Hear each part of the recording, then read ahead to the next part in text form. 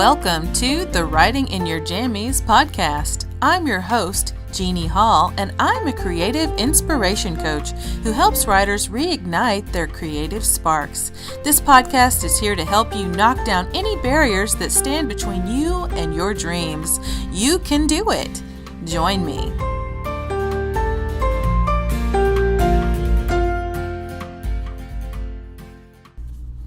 Hello, and welcome to the Writing in Your Jammies podcast. This is podcast 33, Nothing Has Gone Wrong. Hi, everybody. Today, I'd like to talk about a concept associated with the law of attraction, and it is called Nothing Has Gone Wrong. Now, I know at first blush, this sounds like, what? Right? It's one of those concepts that the basic belief in this is that everything happens for a reason. And Abraham talks about this being a basic truth about our lives here on this planet, that since we're spiritual beings and we're inhabiting these human bodies, and if we're lucky enough and blessed enough to receive the knowledge that that is what the deal is, basically, while we're here, then everything that we do on this planet has a purpose. We came from that spiritual realm and into this physical human body for a reason. So everything has a purpose in our life, no matter what it is. Every single thing has a purpose. So when something happens that we consider a bad or negative thing, according to Abraham, this is simply a part of our life that is showing us something we need to know. So it may be a lesson. Maybe it's time for us to learn something important. It may be preparation for some future event. And I've experienced both of those. And it may even just be a simple gaining of knowledge and experience. When we're young in this life, there's a lot of times that we just need more knowledge and experience in general. I consider my college time that it was kind of a cumulative experience that I felt like going through those 4 years were very essential to who I am now. But I didn't realize at the time, as I was going through that and gaining that knowledge and that experience, I didn't expect the outcome that I've come to realize now is so important. I didn't realize what I was learning then was going to be an essential part of who I am now, 20-something years later. So we may not realize it, but I needed that knowledge and that experience. So especially when we're young, I think a lot of the things that happen to us are just about gaining that because we need that for some point later on in our lives, even if it's years or decades even later. And maybe you're saying to yourself right now, but Jeannie, I just received like this horrible diagnosis. I just received, let's say the diagnosis was you're diabetic. So Jeannie, I just received this diagnosis of being diabetic. And that means my pancreas doesn't even work right, a major organ. There's no way that's not bad news. I get it. I understand what you're saying. And I'm not saying that you won't be upset and that you shouldn't be upset when you get bad news, because you're going to be. That's a normal human reaction. If you get news that you don't want, didn't want, and don't want, then of course your reaction is probably going to be negative and upset, and you have every right to feel that way. You have every right to be upset and to experience all of the emotions involved, whatever those are. It's okay. But what if, and please stay with me now, what if that diagnosis ends up serving you in some way? Now, I'm not saying being diabetic is good. Trust me. But what if that diagnosis leads you to change your diet and exercise regimen? What if you start eating healthier and you become more active in general? What if you lose some pounds after being overweight? What if you reduce your sugar and your carbs and find out you feel a whole bunch better? So, would you have done that for yourself without the diagnosis? Now, maybe you would, and maybe you have. If so, that's awesome. Maybe you had a family full of smokers and you were a smoker too, and you quit when you saw someone else in your family be diagnosed with emphysema or lung cancer or any of the things that are COPD, any of the things that are associated with smoking. And if you did that, that's awesome. And I'm not saying you can't change things for the better before any diagnosis pops up, whether it's diabetes or anything else. You can totally change it before you get that diagnosis. But what I'm saying is, so many of us do not change before a diagnosis. And I'm one of those people. I was obese for over 20 years. And granted, I did a little bit of dieting and lost a little bit here and there, but I never got all the weight off, and I never kept it off. And I never changed my eating patterns, and I never kept up with an exercise regimen because of the way I felt about it. I remember feeling like exercise was painful. I remember feeling like exercise is icky. I don't like to sweat. Meh. I don't want to get up and run around. Meh. Right? That's the way I felt. That was the thought I was thinking. And so whenever it came to me sticking with something like that, even if I did it for 2 or 3 months at a time, I would quit. I would give up on it because I still wasn't coming from the right place. Part of it was the thoughts I was thinking, which were all negative about exercise. But I really want that chocolate and those Cheetos and that, right? Because of the thoughts I was thinking and the thoughts of deprivation and that kind of thing, I ended up not sticking to any diet, not sticking to even like quitting eating at a certain point at night. I wouldn't stick to that either. I might for a little while and then I'd go back. I couldn't seem to develop the healthy habits that I've now developed. And what I didn't realize at the time was I had to change my mindset. I had to learn to love myself enough to commit to taking care of my body. And I didn't do that until I got that diagnosis. And you know, if you've listened to my podcast before, that my own diabetic diagnosis definitely propelled me to drastically change my health and my life overall. It set me on a path to loving myself and my body. No matter what size and what shape it's in, I love it. Round pockets of fat or not, right? Saggy parts of my arm or not, double chin or not, I love myself and I love my body now.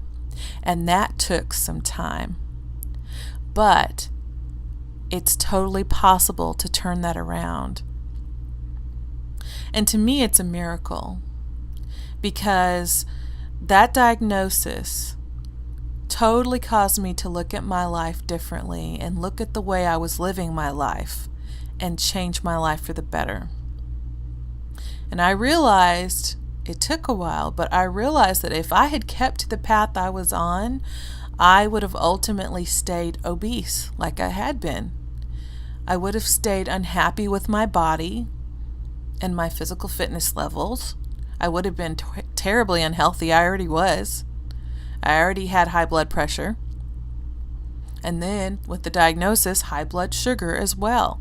And I was in danger for all these other complicated things that come with diabetes as well. There's so many different bad things that are associated with it, unhealthy things that can cause so many problems. I didn't realize until that diagnosis and until I really looked at what I was doing, I didn't realize that I was slicing years of my life off of my life expectancy. Not just years, it may have been decades I was slicing off. Because diabetes is really serious. And that wasn't even like a more, it could have been a different diagnosis. It could have been a fatal stage 4 cancer type diagnosis or something like that. And it wasn't for me. But what I learned from that diagnosis is this was a huge warning sign. And it really made me look at my life and evaluated what I wanted to change. And not just my health, but everything in my life that I wanted to change. Did I really want, life is too short to waste time, is what I really figured out at that point. So do I consider my diabetes something that went wrong? Nope, not anymore. Now, at the time, I sure did. I was very upset at the time. But after realizing this was a wake-up call, I realized nothing really went wrong. This was basically just God, the universe, higher power, source, whatever you want to call that creative, loving creator that we have, that spiritual part that's bigger than us. That being or entity or whatever was trying to get me to wake up and love myself. Because everything in the universe is working for you, not against you. So that's all it was. Nothing went wrong. So I needed that to happen. And for whatever reason, maybe it was my habits or just staying comfortable and stagnant and doing the same thing over and over. I was overeating every day back then. And I was not exercising much at all, if at all. So having that doctor tell me, look, Jeannie, you have type 2 diabetes, really shook me to my core. And I realized I wasn't taking care of my body or myself in general. I didn't consider myself important enough. I didn't consider myself valuable enough. I didn't consider myself worthy enough to love myself. And I was treating my body like a garbage disposal rather than a divine vessel. And if you keep tossing enough garbage in, eventually you'll get garbage out. Or in other words, a medical diagnosis, like I did. And I grew up in the 80s and did just a tiny bit of computer coding back then. And this was in the days of like C prompts and DOS operating systems. This is back when it was a black screen with green lettering and numbers and stuff. And that's very dawn of the computer age, basically. And I remember learning about the concept of garbage in, garbage out in coding. And it basically means that if your code is messed up when you type it in, then the program's not going to work correctly. So the same is true of our bodies. If we treat them like crap, then sooner or later those bodies will crap out. Garbage in, garbage out. It's just a matter of time. And I wasn't in any hurry for that to happen. In fact, I didn't want that to happen at all. But I was ignoring all of my body wisdom.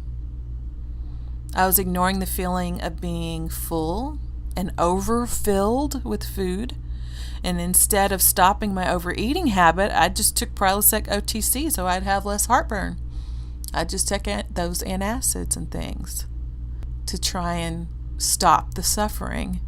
Instead of stopping what was causing the suffering, I would just try and treat the symptoms after the fact. Not the best way to go about things, by the way. And I consider myself a fairly intelligent person. But when it came to this issue, I just wasn't very smart. I wasn't being smart back then. And I needed that slap upside the head. And oh yeah, I totally got one. Bop. So really, nothing went wrong. It really didn't. I just received the message that I desperately needed to hear. So let me give another example. About a year and a half ago, I decided to look for another job, and I'm currently a retail manager and have been for several years, and which is my day job, and it's a job I don't enjoy. So about a year and a half ago, I went on a job hunt, and I got this wonderful interview that sounded like a dream come true, because in this job I could work remotely from home, and I could be writing for a living, which was my dream, especially then, I would be working fewer hours and saving a lot of gas. So everything sounded perfect. Now, granted, this job was writing obituaries for an online newspaper, which is a little depressing, right? But I was super excited at the prospect. I was on cloud nine. I was hopping around the house. It was great. So, interesting job opportunity outside the confines of the retail industry. Check. Great phone interview? Check. Confirmation that I got the job? Well, the guy ended the call with, "That's great. I'll contact you with more information tomorrow." So, check. Right? Well, not quite. I waited all day at work for his phone call or email telling me what I needed to do to get started with this new job. And I'd already written my letter of resignation, for Pete's sakes. I was out of there. I was so happy. I was finally leaving this job that I had been trying to leave for years. So that afternoon, I received the email I'd been waiting for. Only it wasn't the email I'd been waiting for. This is what it said. "Dear applicant, thank you for your interest in our company, but we have decided to go in another direction at this time." Let's just say that particular email, as generic as it sounds and benign as it sounds, left me completely speechless and really breathless. I felt like someone had punched me in the stomach. So I immediately go to lunch and I check it again just to make sure I'd read it right. And sure enough, it was a form rejection. I couldn't believe it. So then I call my husband and I sob over the phone for half an hour. Why had this happened? That's all I could keep asking. Why had this guy acted like I had the job, only to yank it away like a rug from under my feet? What went wrong? And the answer I discovered over time was, you probably guessed it, nothing. Nothing went wrong. Being denied and rejected for that job, while completely devastating at the time, was what led me to seek help with my spiritual journey. Because I was so upset by this turn of events, because I had started my spiritual journey just a few months before. And I had learned about the law of attraction, and I had watched The Secret, and I was reading The Secret books, and I thought I had it figured out, and I was changing my thought processes to something more positive as much as I could, and making vision boards and all the things they tell you to do. And then I hit that roadblock. So I thought something had gone terribly, terribly wrong, and that I was doing it terribly, terribly wrong. But of course I wasn't. I was doing it right. Because when you go on a spiritual journey, you're going to rub up against your resistance. You're going to come up against whatever the thought processes have been that have kept you from really attaining what you want in your life.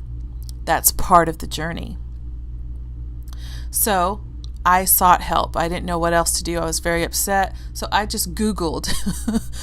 I think I can't remember if I Googled spiritual journey help or if I Googled like law of attraction help. I think it was law of attraction help is what I actually stuck in the Google and the search bar. And it led me to Kelly Cooper, who I've mentioned several times. I've got a link to her website in the show notes, so check that out. One of my very wonderful teachers and mentors. And her husband, Ryan Bidoff. It led me to Rika Zimmerman, who I heard of from them. It then led me to Betsy Paik because Kelly was on her podcast, her show, and I discovered her, and now she's my coach. It led me to the realization that I wanted more than just a job. I wanted more than just to work for someone else and be at the whims of whatever corporation, whatever they decided, that I would be at the whim of whoever I was working directly with, as far as management teams and customers and coworkers and all that kind of stuff, would be completely out of my hands. I decided I wanted to be, for the first time in my life, my own boss, and that I really wanted that. I wanted to not just write for a living, but to really help other people. And it made me understand that being an author alone, while awesome, and still is an integral part of who I am, but it's not enough for me. And this realization led me to follow life coaches like Kelly and like Betsy, like Rika, and like Brooke Castillo, who I've also mentioned from the Life Coach School. It made me realize that I wanted to be a life coach myself, that was my next step in my journey. I discovered that I wanted to contribute in a real way, that I wanted to make a difference in the lives of other people, that I wanted to leave a legacy, not just in book form, which I had already started, but in the people I can help. I wanted to have what Betsy Pate calls that ripple effect, so that whoever I help can then help others, who can then help others, who can then help others. It's magical and miraculous the way that works. And I'm absolutely open to whatever helps any of you listening to this. If it's my books that help you, awesome. If it's my blog that helps you, awesome. If it's this podcast, awesome. If it's working with you, if I'm working directly with you as your coach, awesome. If you're a writer who needs help with your muse, I'm your girl. If you're just starting out on your own spiritual journey and need some coaching, I'm your girl. If you want me to help you lose weight permanently, I can show you how. So not getting that obituary writing job is actually one of the single best things that ever happened to me. It reminded me that I can not only survive after a rejection, but that I can thrive afterward and that I can learn from it. So nothing went wrong. It was simply a catalyst to a greater and more important crossroads in my life. That's really what it was. Now, I understand when you're in the midst of something quote unquote bad or negative happening to you, that it's hard. You can't see the forest for the trees. Basically, you can't see what the end result's going to be. It just feels bad and feels sucky. But I'm telling you, even though it feels like something's going wrong, most likely nothing really is. You're just being taught something or shown something you needed to see. So the next time something completely derails your life, try to pause. Go ahead and feel whatever you need to feel, and that's all cool. However long you need to feel it, although don't let it go on forever. Give yourself some time and give yourself loads of compassion. That's very, very important. Be super patient with yourself. And then when you're up to it and you feel able, look for the blessing. And I promise that blessing will be there. All right, guys, thanks so much for listening today. And I hope you have a fabulous day, week, month, and year. Bye-bye.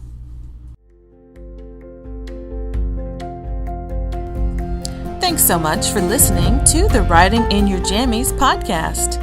I appreciate every download and every person who has subscribed. I release new episodes every Wednesday and Saturday, so if you enjoy this content, please consider leaving a review. The more reviews fledgling shows like mine receive, the more visible it becomes on the various podcast stations. Each review helps, so if you enjoy what I've been sharing, please help others find this show by leaving a brief review. Thanks again for listening.